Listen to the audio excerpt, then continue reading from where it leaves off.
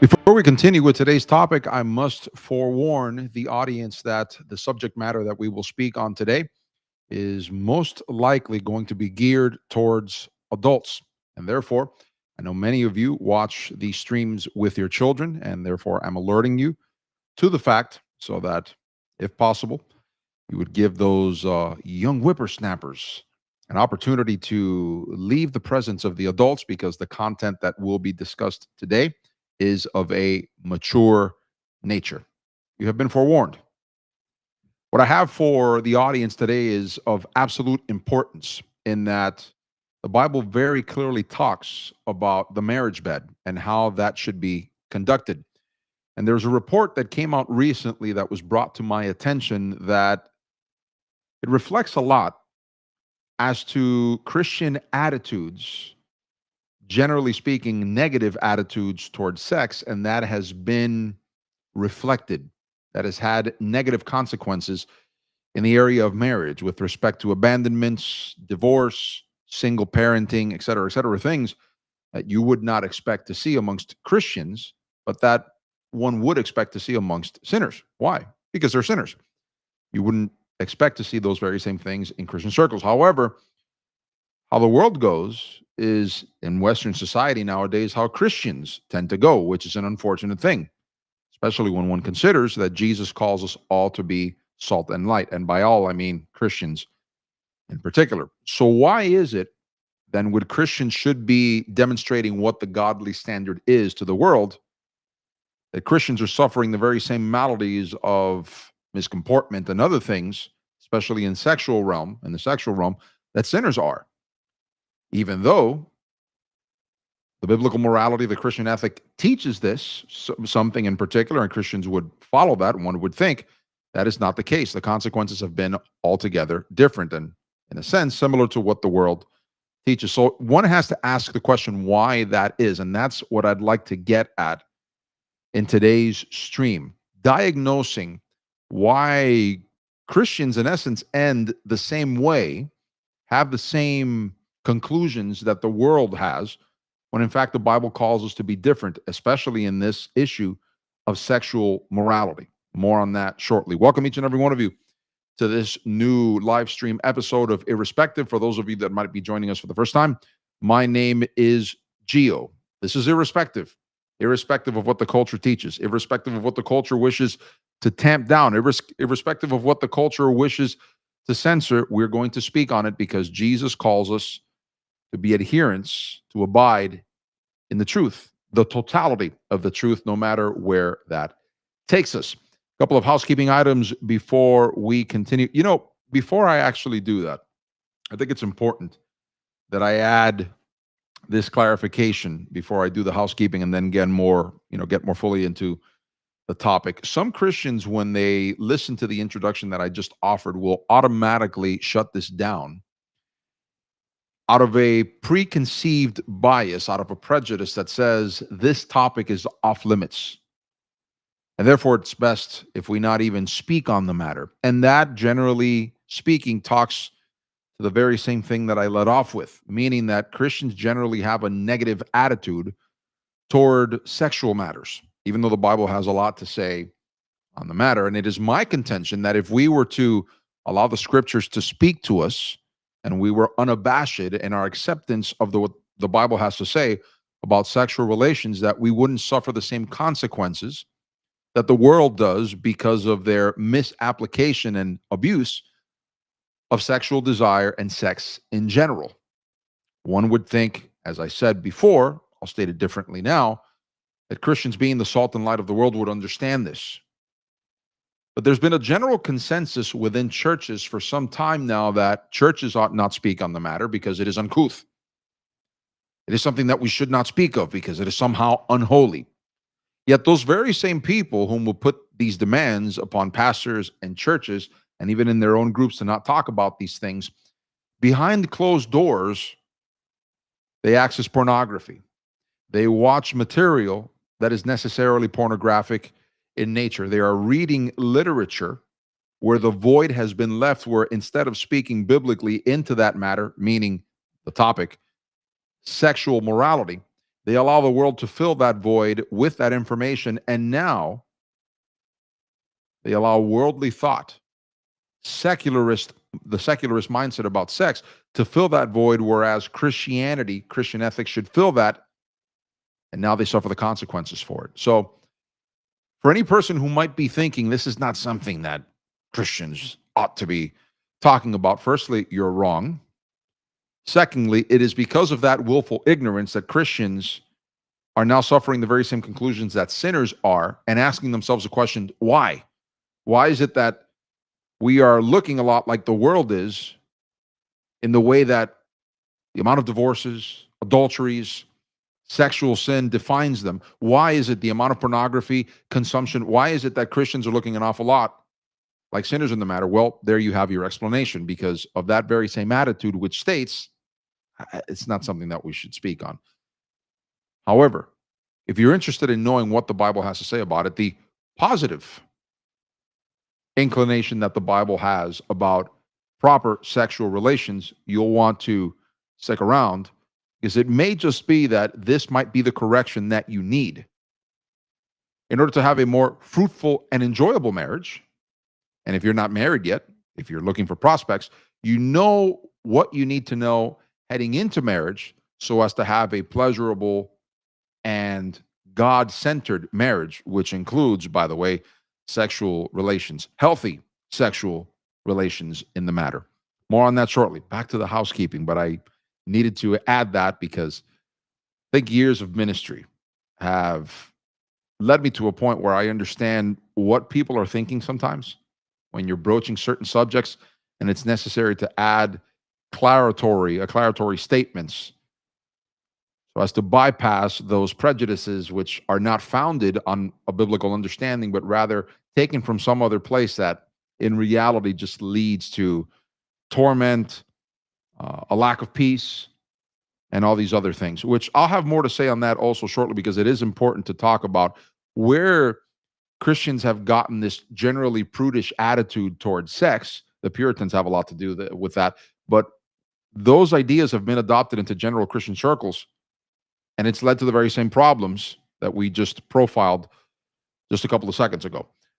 If you haven't done so yet, please remember to subscribe, hit that notification bell, click on that thumbs up button, the like button if you are on X and you're watching this live stream there. And don't forget to share our content with others. For those of you that have been doing that, thank you so much. But if you're watching this live stream, if you're going to watch it after it live streams and you haven't subscribed yet, but you enjoy what we do here, please don't forget to subscribe and hit that notification bell if you're watching us on either X, or I'm sorry, on either Rumble or YouTube. You can also interact with me by placing your questions and or comments in the chat that you see on your screen, whether on X, YouTube, or Rumble. Don't forget to donate. It helps us to continue to keep the lights on here and Irrespective. There's a QR code that is on the upper left-hand corner of the screen that you can scan. Conversely, there's a link available to you in the description box underneath the video player. Last but not least, do not forget to follow us on the socials. On X, our username is at Irrespective77. And on TikTok, our username there is the Irrespective. Okay, so what leads me to offer this comment during this live stream episode? My wife forwarded to me an article that was published a couple of days ago on Fox News titled, "How Often Are Married People Having Sex?" One would think that this is important contextually. And by contextually, I mean talking about married persons. The Bible is very clear. I don't think we need to spend much time on that. Fornication is a sin. Adultery is a sin. The only place where God deems sexual relations to be proper, to be moral, is between a man and a woman in holy matrimony. Anything outside of that is considered sexual immorality. How often are married people having sex? So contextually, this is an important question to ask, and something that many Christian married couples have asked themselves, because one of the questions that they have had, and they ask this in counseling all the time, they'll ask this to each other. They will even ask this to friends that have been married a much longer time, and the opinions vary on the matter. And this has brought a lot of consternation inside of Christian marriages, because frequency is one of those things that gets talked about. Certain people, they listen to others and they'll say this is the standard to meet. If that standard, if that benchmark is not met, they'll think they're doing something wrong or that there's something wrong with their marriage. If they're under that particular benchmark, sometimes that can be that standard, that benchmark, that frequency mark, it can be rather particular. And by particular, I mean that may be good for that couple, but it may not be good for the other couple. It's an arbitrary number that some people tend to throw out. And you'll notice that part of the thing that Fox News profiles here in this study that they quote from, it talks about frequency, and we'll get into that shortly. But I think it's important to answer all these questions because these are questions that married couples, Christian married couples, have on the matter, and they have to answer them satisfactorily so that their conscience is not only assuaged, but put in a place where they understand that they're doing right, not only by God, but also by their spouse. What to know about the intimacy standard in America? The reason I like the way that they frame this, and I've said this before, and I'll repeat it once again, in many instances, American Christians have a tendency to take whatever the standard is in secular culture in the country and Christianize that. But it doesn't mean that that standard abides by Christian principles, by Christian ethics. Instead of doing the opposite, where they take the Christian principle, the Christian ethic, and then judge American standards or Western standards to see if it melds, if it submits itself to Christian standards, they do the opposite. And this is what leads to a lot of problems with respect to this avenue of sexual intimacy in marriage. And then they judge everything by the American standard, so-called, instead of the Christian standard. And we'll have texts inside of the Bible that we'll quote to make the point even more. Some good things come out of this article, I will tell you beforehand, because it does lead to having a proper consideration over what the answer should be for each individual couple. That's an important qualifier in all of this. Each individual couple, because not every couple is in the same season of life. Not every couple, as it were, is in a similar situation, financial, biological. Those things all have to be considered. You see, as I said before, and I will qualify everything I'm saying once again because it's important to understand, for many, many, many, many years, this has been something that Christians have told pastors, congregations, churches, don't talk about because somehow it's an unholy thing to talk about. But when churches refuse to speak on these matters and offer particulars so as to give clarity to people so they can move forward in a biblical fashion, there's a void. Where do they go when that void is there? Secularism. And of course, secularism is going to promote sinfulness. Hence, all the problems that we have inside of the church.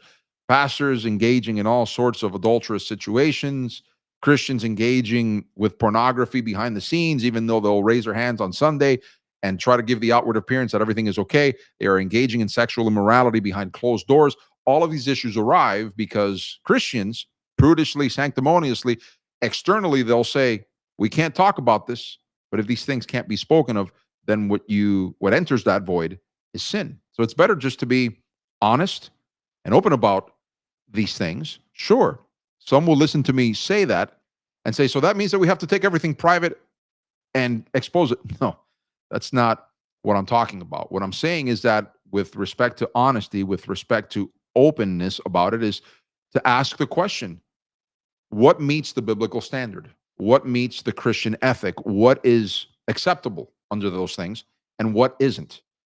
And therefore, you with your spouse, then, as adults, one would think that maturity requires this. You have these conversations and you come to an agreement that satisfies both parties, and also understanding that there's a biblical standard that you have to meet. Well, new survey data offers a snapshot of how often married Americans are having sex, while researchers say the findings challenge common assumptions about relationship health. So notice that the way that they're framing this is that even in secular circles, these things are questioned, right? National demographic studies suggest that lower sexual frequency is often a normal part of aging and long-term relationships, and there may be a sweet spot associated with marital satisfaction. Data from the General Social Survey conducted by NORC at the University of Chicago found that married Americans report a wide range of sexual frequency. The survey asked how often couples have had sex during the last 12 months. Among the 1,893 married respondents surveyed in 2024, the responses were as follows. Some, and I need to pause here, will state, Gio, how can we rely on the confidence, on the trustworthiness of the responses? It could be that people might lie in one direction or another. True, generally true.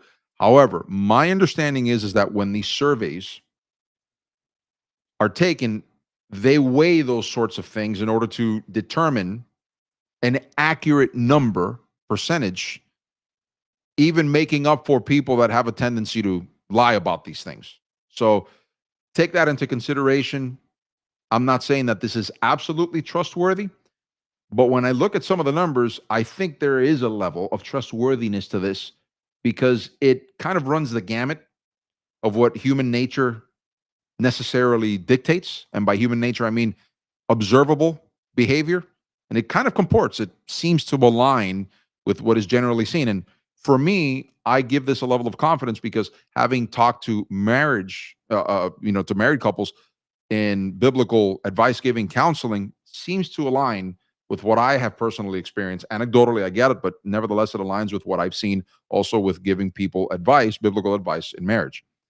Check this out. This number was not altogether startling, but troubling in a sense at the same time. 32.5% of respondents said that they don't have sex at all. Married couples. I want you to think upon that for a second. A third of respondents said that that's a dry situation. Now, as it pertains to Christians, automatically this is a problem. Because if you read 1 Corinthians chapter 7, and I'll quote that shortly, Paul very strictly states that abstinence in marriage is a no-go. He presented something in the following manner, that is a space where you give Satan an area to tempt you, and now all sorts of other deviancies, sexual immoralities, all other sorts of activities now come into play because of abstinence. So it doesn't surprise me necessarily that is the case, but it is a troubling number. And I don't doubt that there are very many Christians, I've seen them, Christian couples that when they're honest, they'll say, yeah, we're not engaging in relations at all. That's not good. That's necessarily a sin. And I'm not saying this to bind your conscience artificially. It's according to what the Bible itself says. I'll quote that shortly. I'd just like to read the rest and then offer my comments on the matter. 11.3% said once or twice during the year. Pretty bad. 11.7% said about once a month. 15.3% said about 2 or 3 times a month. About 13%, 12.9% to be more specific, said about once a week. 12.2% said 2 or 3 times a week. And then a diminutive number, 4.1%, said more than 3 times a week. I'm going to have to insert a joke here because some people are tense when they talk about this. The men are probably thinking, who are these people that are doing this? Because boy, oh boy, that must be something. And there are some women who are asking themselves, who are these marriages that are engaging in this? That is a lot. Well, try to give some levity here to all of this because, again, this can be a very touchy subject for a lot of people. No pun intended. The average American adult has sex 53 times a year, or a little more than once per week, according to the research by telehealth platform Hims. I'm pretty sure you've seen those commercials where they offer the ED pills and whatnot. While marriage is often associated with less frequent sex, which when you think about it, you have to ask yourself, where does that thought process become the norm in American society? That's what they're quoting here. While marriage, that's what they're alluding to. While marriage is often associated with less frequent sex, research has found the difference to be relatively small. A 2014 study found that married people had sex about 55 times a year, compared to 59 times a year among their unmarried peers. That's interesting. But what is it that popular culture typically says about married couples? Well, that diminishes, that goes down because your libido goes down and et cetera, et cetera, et cetera. But according to that research, it says that that's not necessarily the case. Gio, but how does that play in with respect to Christian marriage? We'll get to that shortly. Experts aren't sure precisely why this difference exists or why that what used to be an advantage has become a disadvantage. Interesting framing. But some believe it may be related to the increasing age at which most people get married. Hims wrote in a medically reviewed article. That is true. you'll notice, and we've talked about this before on these live streams, that the marriage age has been progressively moving older, skewing older and older and older in the ensuing decades. Up until around the 1970s, you saw that the pattern was people married young, generally younger. Once the 1980s rolled around, that trend started moving upward and upward and upward and upward and upward. And we've talked before about industrialization, the effects that has had on family life. And I'm not going to get into all of that now, but you begin to see that, yes, that phenomenon would necessarily skew the numbers because as you get older, as it were, generally libido has a tendency to go down. A lot of Christians tend to have a problem with that because they think, as they get older, men and women, they ask themselves, why is it that I don't experience the same thing that I was experiencing, as it were, that desire when I was younger? Why is it that when I get older, I don't experience the same thing? Well, a lot of factors. If you're not exercising as much as you used to, if you're not eating as well as you used to, this is something that a lot of churches don't generally cover. They tend to bookmark sexual desire or a lack thereof to, various issues. Most of them, they'll compress it, as it will. They'll present it as, well, how are you spiritually? They tend to reduce everything to spirituality, if that makes any sense. But in many instances, a lot of these behaviors can be altered, generally positive or negative, based on what you're doing biologically. How are you eating? Are you sleeping? Are you sleeping well? How's your weight? One of the many reasons that sexual desire, as it were, decreases in married couples, especially in Christian married couples, is they both start gaining weight and they no longer look attractive to each other. That's an important point. Me saying that is generally unpopular in Christian circles, but guess what? If you were attracted initially to your spouse because of the way they looked when they were younger, slender, et cetera, I know that's not the case generally speaking, but if that's the case and you start losing that form, then guess what happens? Temptation starts becoming a problem. Now, I can hear some of the cackling feminists, or a lot of the cackling feminists, saying, yeah, but when you have kids and you have to understand, listen, at the end of the day, we all have to take responsibility for our actions. If at one point or another you desist from taking care of yourself, which is important, we've talked about that before. Generally, Christianity up until this point in history, and that trend is starting to change. They've been very Gnostic on the issue of taking care of the physical body. But we've seen what has happened, more generally speaking, in American society and as a microcosm in Christian society, when the body is not taken care of. Early death, premature death, sickness, disease, all these other issues, including lack of libido, those things happen when you don't take care of yourself. And call me crazy, but I don't think God ever designed us and thought that it was a good thing for us not to take care of our bodies. But unfortunately, Christians have a tendency to go to these extremes where all you have to worry about is the spiritual, not the physical. And remember, Paul said that exercise is of little advantage. Well, if that's the way you want to interpret what Paul says, then I guess diabetes is the norm. God blessed us with diabetes. You see the lunacy? I'm using that hyperbolic phrasing to demonstrate how utterly ridiculous that thought process is. The consequences are bad, and it also portends a lot of bad things, as it were, with respect to sexual relations in marriage. Okay, so it continues, there's no perfect statistic or ideal amount of sex. In other words, you like what you like, and that's perfectly okay. That's what the HIMSS article is quoting. Clinical data suggests that aiming for a daily or high volume sexual quota does not actually improve relationship quality. Some people will listen to that and they will necessarily find what they think is an excuse to try to push their spouse away. This happens a lot in Christian marriage where one partner desires more sexual activity than the other. And in many instances, the two shall not meet.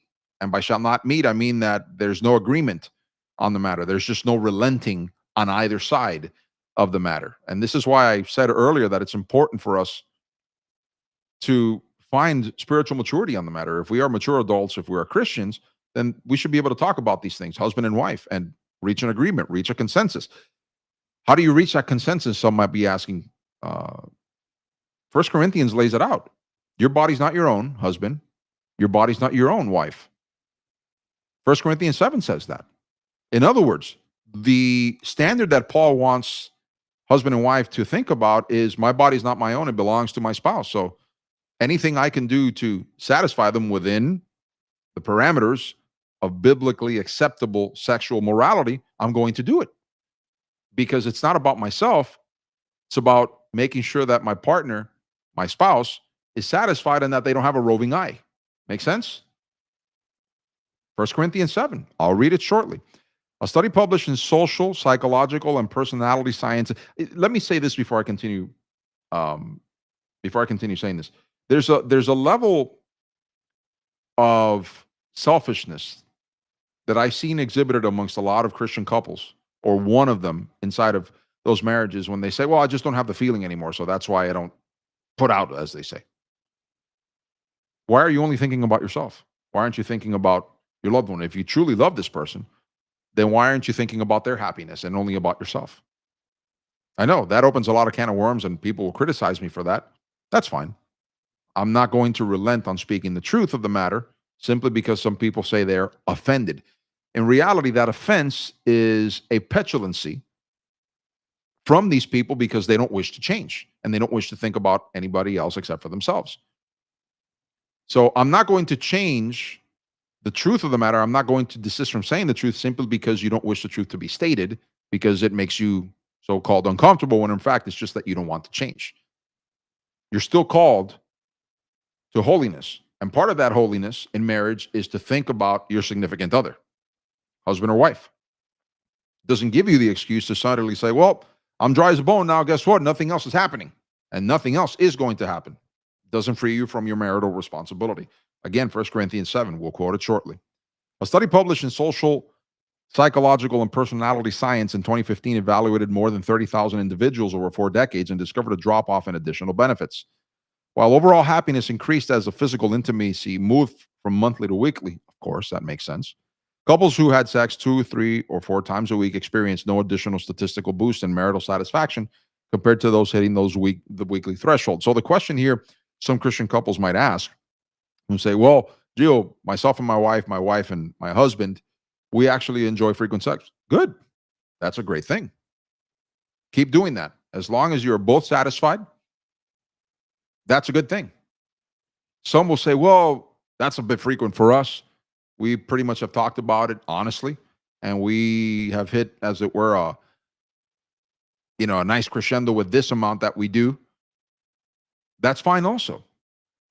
Another thing I'd like to point out here, and this is a phenomenon of the modern age, a lot of people compare themselves to whatever it is that people are posting on social media. This is what I do. Well, good for them. How do you even know that's true? Not only that, their circumstance is different than your circumstance. Stop comparing yourself. As long as there is satisfaction on both parties, again, biblically considered, then you're fine.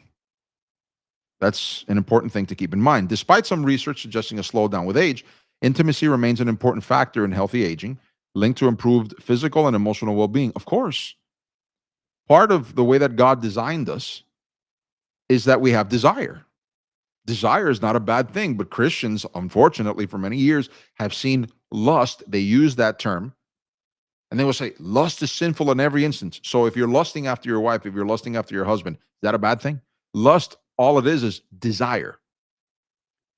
Desire is not a bad thing so long as it is rightly directed. It's that simple. But people, they'll read Jesus. If a man looks at another woman to lust after her, lust is nothing more than desire. If you desire your spouse, there's nothing wrong with that. Let me ask you a question. When you're hungry, do you lust after food? Are you desiring food? Yes. There's nothing wrong with that. Stop having these positions. I said earlier that Christians have generally adopted a very prudish attitude about sex, and it has done a lot more damage to us than what we've figured. The Puritans, Quakers, others, Christian adjacent groups, as it were, they've had these ideas of, no, we just leave sex, as it were, generally speaking, as a procreative measure, and that's all it's good for. Boy, and then people, they start asking the questions in their mind. They don't externalize it because they don't want to be seen as necessarily uncouth amongst proper company. Man, but why does this procreative measure feel so good? Right? Because that's the way God designed it. And then you get these ridiculous assertions from people throughout the years that I've heard, and I'm asking myself, why do they do this? they make certain ideas about what the Bible has to say about sex in marriage fit these prudish ideas, which are not true. How many of you have heard, generally speaking, the saying, when you read Song of Solomon or Song of Songs, depending on the translation you prefer, this in reality is not a glorification of the marriage bed between man and woman. This is more a spiritualizing of the relationship that Jesus has with his church.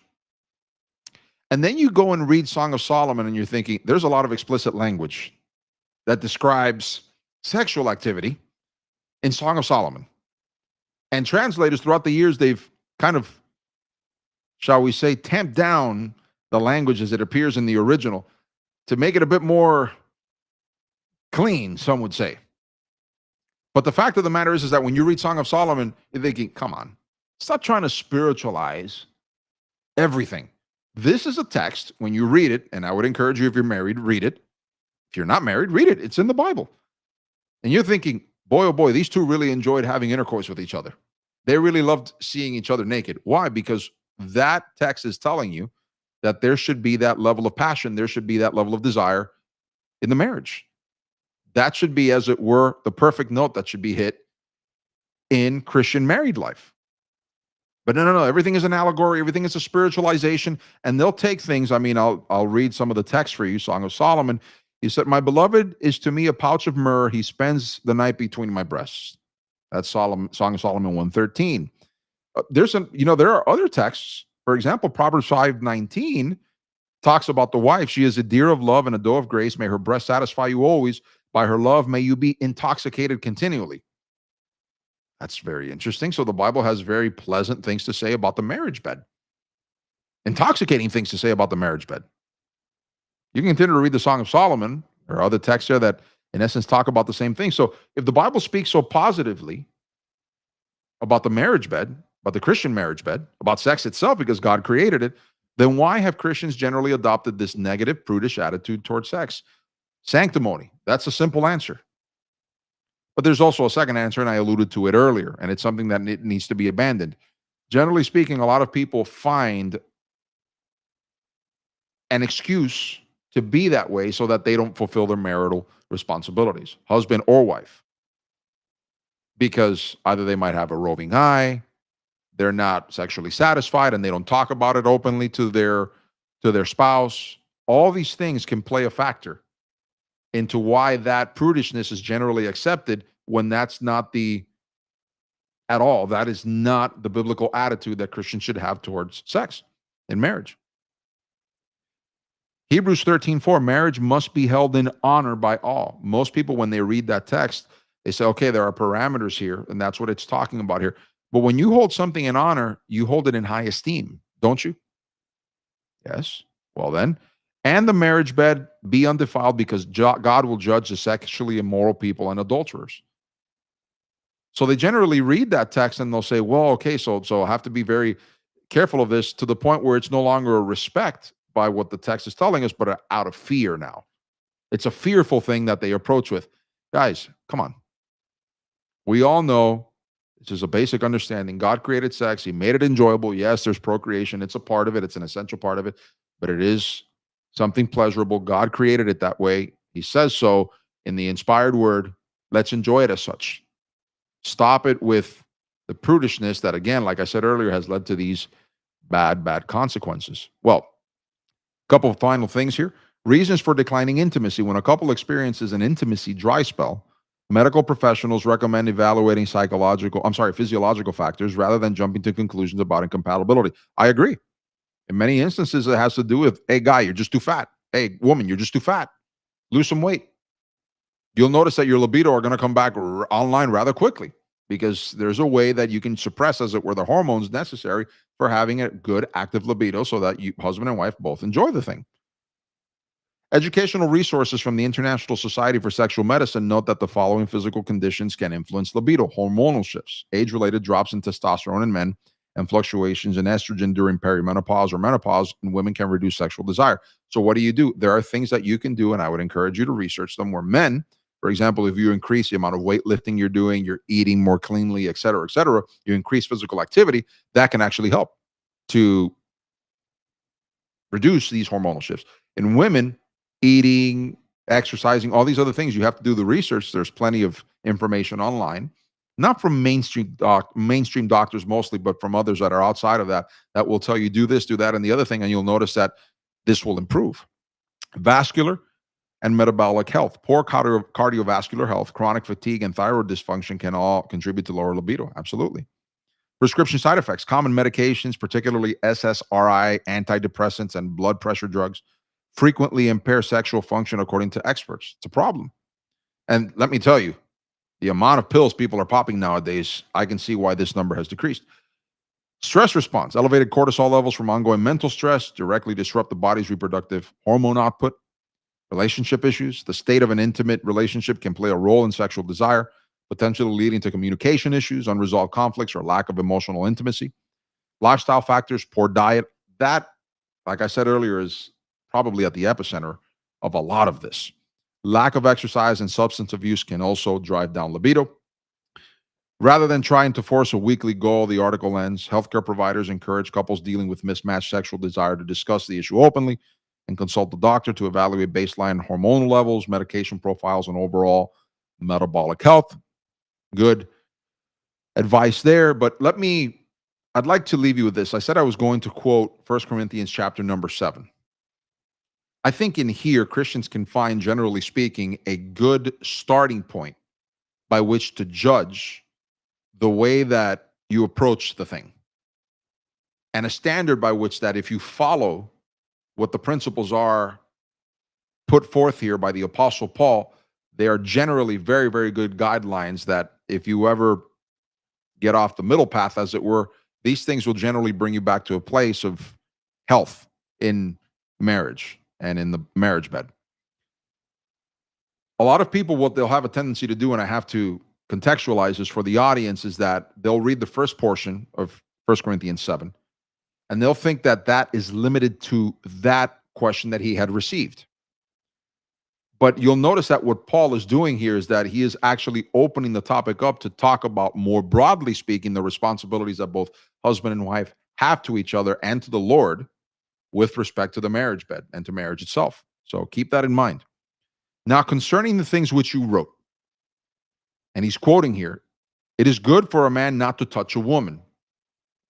A lot of people have a tendency to say that what Paul is saying here, and this is, they take solace and they convince themselves in their mind that what he's talking about here is to basically stay abstinent. That's like the highest level. Because in verse 8, he will say, now I say to the unmarried and to the widows, it is good for them if they remain as I am. So they'll state, you see, that conclusion tells me that Paul, celibacy is like the highest portion. But here's the problem, or the highest state. Here's the problem. Jesus himself states, read this in Matthew, read it in the Gospels, says, being a eunuch, in a sense, abstinent, that's something that only very, very few people have. Some are made that way. Others dedicate themselves like this for certain reasons, but that's a very small group. Jesus is basically acknowledging that humanity was created with sexual desire. That's the way he created us. Another thing that gets lost in the weeds here is the historical contextualization of why Paul writes that portion in particular. Remember that this is the beginning of the church. They were experiencing a lot of persecution, and a lot of Christians were dying for their faith in Rome. So the advice that Paul is giving here necessarily talks about, to those in the Corinthian church who were worried, should we give our daughters off in marriage? What should happen here, considering what is naturally, not naturally, but what is happening, to Christians at a society-wide level? Is it wise, as it were, for us to do this? So that is also something else that you have to keep in mind. Because think about it. If God tells the first couple, be fruitful and multiply, and that is supposed to be the general commandment for everybody, generally speaking, moving forward, then why all of a sudden would Paul contradict God and say, nope, the highest level is celibacy? No. If you don't have the historical contextual information, then you start making new rules and commandments that are contrary to God's design, to Jesus' design. He is the creator for all of humanity. So verse 8, now I say to the unmarried and to the widows, but notice this is to them, it is good for them if they remain as I am, but if they cannot control themselves, notice that he is noticing the biological reality here. They should marry, for it is better to marry than to burn with sexual desire. So, Paul himself, for those of you that point to these verses or you hear commentators say, the highest state is celibacy, Paul says so. Verse 9 kind of shoots a big arrow through that entire theorem. Now, going back to verse 1, it is good for a man not to touch a woman. In essence, what that is talking about is in a sexual sense. I think most people kind of understand that. It's kind of common sense that that is what is being alluded to here by what the Corinthians write him. But notice how Paul begins to respond. But because of sexual immorality, let each man have, talking about sexually speaking, his own wife, and let each woman have, again, sexually speaking, her own husband. The husband must. It doesn't say shall or could. The husband must fulfill his obligation to his wife. Notice how Paul is framing this. Paul is saying that you have an obligation. This is a commandment. You have to do this. And likewise, also the wife to her husband. So that whole thing of I've got a headache, that whole thing of I'm going to make him pay because he didn't do the laundry, he didn't do the dishes, not an excuse. Not an excuse. That is feminism that Christian women have taken and whitewashed it. And if you think about it, why would you have that retributive, I think that's how you say that. Why would you have that vengeful thought process to your husband? A lot of men will also generally do that to women. Why would you do that generally? Although it's, in reality speaking, it's a phenomenon that it is culturally acknowledged that is more typically women have a tendency to do that toward men in Western societies than the other way around. The husband must fulfill his obligation to his wife. If you're not feeling it, as it were, if you're generally not feeling it, guess what? That doesn't matter. That is not, the obligation is the obligation. The husband must fulfill his obligation to his wife, and likewise also the wife to her husband. That is the biblical command on the matter. So abstinence is not an option for you couples. The wife does not have authority over her own body, but her husband does. And likewise also the husband does not have authority over his own body, but his wife does. If you'll notice the principle that Paul is mentioning here, it is mutual submission, not the whole servant leadership crap that we got from Piper and all these other guys years ago, which in essence, they still make the guy, the husband, as it were, lives for his wife. Yeah, that's not the way it works. What Paul is pointing to here is mutual submission. Do not defraud one another, meaning don't abstain. Do not defraud one another, except perhaps by agreement. And notice the term perhaps is key here. Except perhaps by agreement for a time, in order that you may devote yourselves to prayer, and then you should be together again. In other words, engage in sexual activity again. But then you have to ask yourself the question, because I've heard a lot of couples will point to that. We have to devote ourselves to prayer. Why are you going to devote yourselves to prayer? I have to ask that question. And some will say, why would you ask such a question? Why would you abstain from sexual activity so that you give yourself over to prayer? Why? I ask you that. Couldn't it be possible that you may be in the praying spirit and also say, my husband is thirsty, my wife is thirsty, as it were? You know what I mean by that? Let me do what my responsibility is. Why can't both things be true at the same time? Again, Christians need to stop searching for excuses and actually enjoy the marriage bed.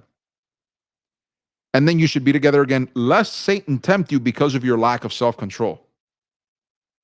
Here's Paul pointing again to the biological reality that has been recognized for thousands of years until recent memory, where Christians decided to kind of play against what biological realities are, which God himself instilled in us. Desire. Sexual desire. I've said it before and I said it again.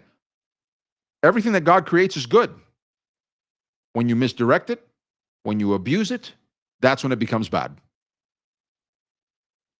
But I say this as a concession, not as a command. Some will say, oh, you see? So there's an out.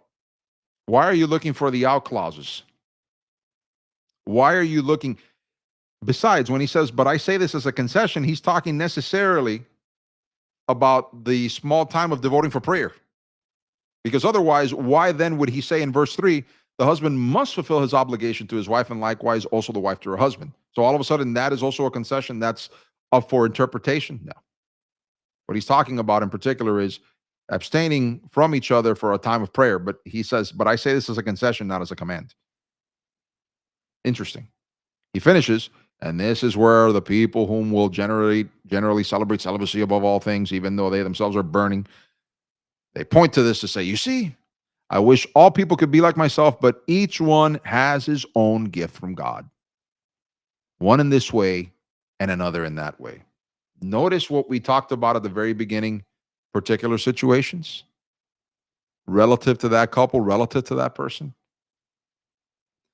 I think we've generally covered, among other things, the primary reasons why Christians suffer the consequences of not adopting the biblical position and generally a positive attitude of sexual relations in marriage, and how those outcomes, in essence, they reflect the worldly conclusions, which are generally bad when they misapply these things. There's no reason for us to do that. If we have the biblical counsel here, if we have the Christian ethics teaching us these things, then let's follow it. Mutual submission, noting that you have an obligation to your spouse because that is the biblical command. That is how God created us to be desiring toward our husband, toward our wife, respectively, the man toward the woman toward the man. And number 3, making sure that you do everything to keep that flame lit. Don't skirt your responsibility. Stay in shape, stay in generally good shape so that physiologically that doesn't suffer, so that your wife, your husband doesn't suffer for it. Think about the other person. If you start adopting that mindset, that will generally lead to a happier marriage. That you don't only just find contentment in sexual desire and in bringing that to fruition. Yes, that's an important part, but also enjoying the company of your spouse. If you do that, if you adopt that mindset, that Christian mindset in marriage, then guess what? You're going to have an enjoyable marriage. It's something you're going to look forward to because it will be enjoyable, and that will also be reflected in the sexual relations that you enjoy with your spouse. And an added benefit of that is that, like Paul says, you're not going to allow Satan to come between you guys. By the way, one last thought. If Christ has called us to live in peace with one another, I'm quoting the Apostle Paul here.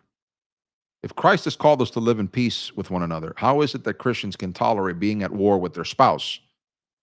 In many instances, more than with others. That's not consistent Christian behavior, is it? No. If anything, the very top of the food chain with respect to peace is peace with God, and then peace with your spouse and your children, et cetera, et cetera, et cetera. How do you achieve that peace? I just gave you the solutions. We just read it in the text.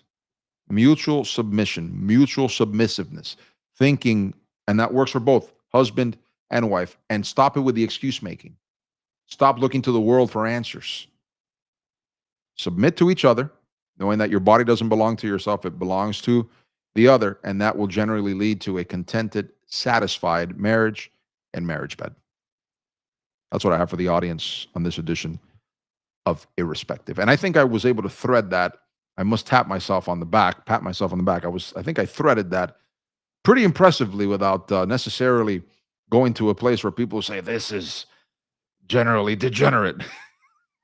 Some people they're overly too sensitive for these things. Anyways, a couple of items before I sign off. Don't forget to subscribe, to hit that notification bell, to click that thumbs up button and share our content if you have not done so yet. And don't forget to donate. It helps us to continue to keep the lights on here at Irrespective. The QR code is on the upper left-hand corner of the screen. Conversely, you can click on the link that is available to you in the description box underneath the video player to donate. And don't forget to follow us on the socials. On X, Irrespective 77, TikTok, The Irrespective. That's all the time I have left for this edition. I remind the audience that our next live stream will be on Wednesday at 8:30 p.m. Eastern Standard Time. I hope you'll join us then for the next live stream of Irrespective. Until then, enjoy the rest of your Sunday. Adieu and Godspeed.